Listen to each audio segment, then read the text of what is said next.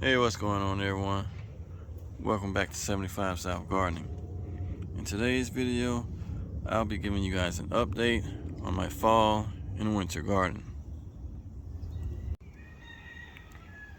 It is now late October, and you guys should notice an increase in your flower production on your peppers and tomatoes. But you want to keep in mind that most varieties take up to 30 days for them to get to a nice enough size for harvesting. So today what I'll be doing is removing all of the peppers that I have left on my pepper plants and prepare them for overwintering. Now, overwintering pepper plants is simply you taking them indoors and storing them for winter as house plants until it warms up in the spring again. And I'll show you guys how to do that step by step in another video. But today, I'll just be giving you guys an update on my fall garden, and I'll also be showing you guys step by step how I like to plant my garlic. Now, for those of you that have never grown garlic, you don't need lots of space. It's one of the easiest crops that you can grow. And this year, I'll be using these two blue buckets to grow garlic. And I have a third one here, and I'll probably plant another collard. And right next to it, I have a dwarf curly kale. Now the bell pepper plant that you see here that was pruned earlier in the video, I'll be taking that one indoors for overwintering. Now in the last video, all of my spinach plants and the lettuce plants were damaged due to the heavy rainfall. Now all of the lettuce has recovered and it is now growing at its normal rate. But the spinach plant here is growing in slow motion. So it's possible that the heavy rainfall has stressed the plant and caused it to stunt the growth. So what I'll be doing today also is fertilizing everything that you see here. And here's one of the collards that were transplanted in the last video also. And down here, this is the strawberry plant that I removed from the 20-gallon. Now for anyone that's new to growing strawberries, you never want to let it flower at a young age. So always remove those for the first year or two so that it becomes an established plant before producing berries, or they're going to be very tiny berries. And I have another collard here growing. Now for anyone growing lettuce, to keep this plant going, what you want to do is treat it just like you would treat your collards and harvest the leaves. That way, the more leaves that you harvest, the more the plant will produce.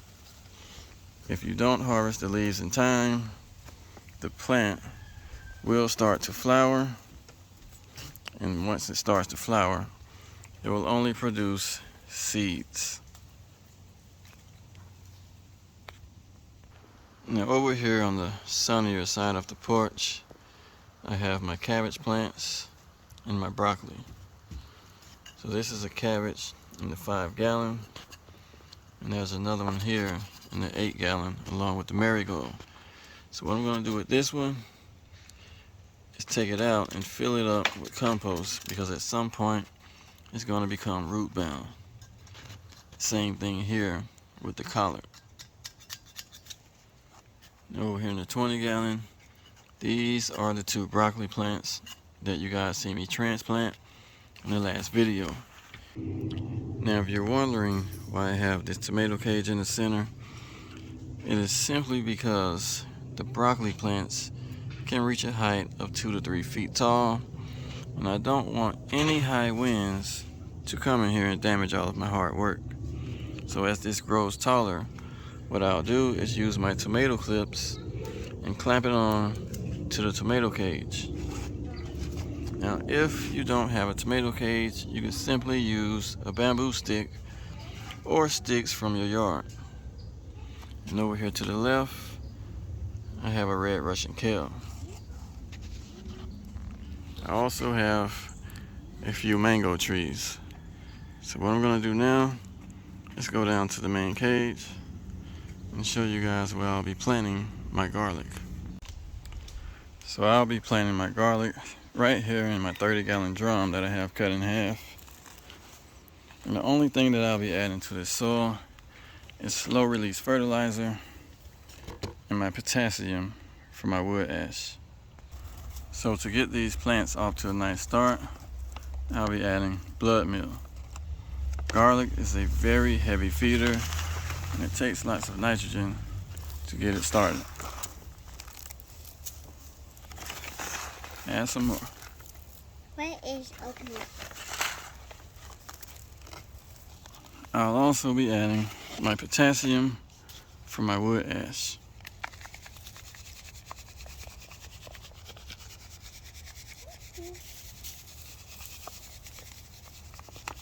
And you can also add things like worm castings. And there's plenty of them here in this soil mix. I'm gonna go ahead and mix this stuff in. And I'll show you guys how I like to space my garlic. And I'm gonna do the exact same thing for my container.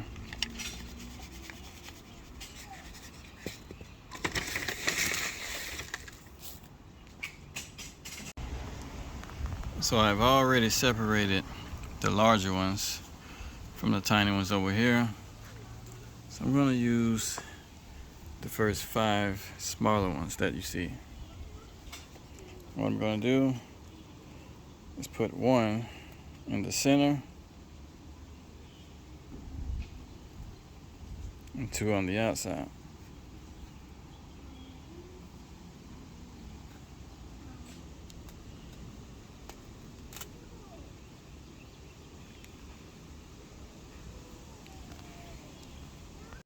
When growing garlic, you want to space your cloves anywhere from 4 to 8 inches apart and 2 to 4 inches deep, depending on the variety of garlic.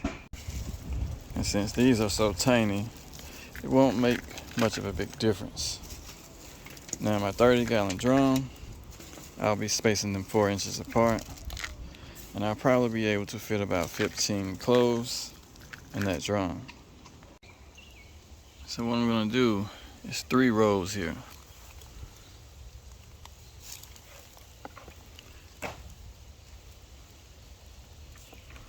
And that should be about 4 inches apart.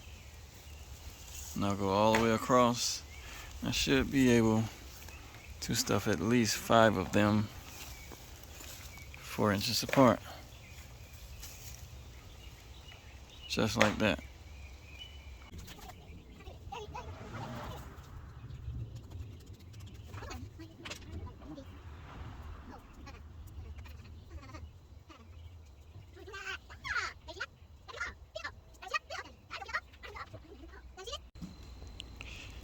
And here's the finished product.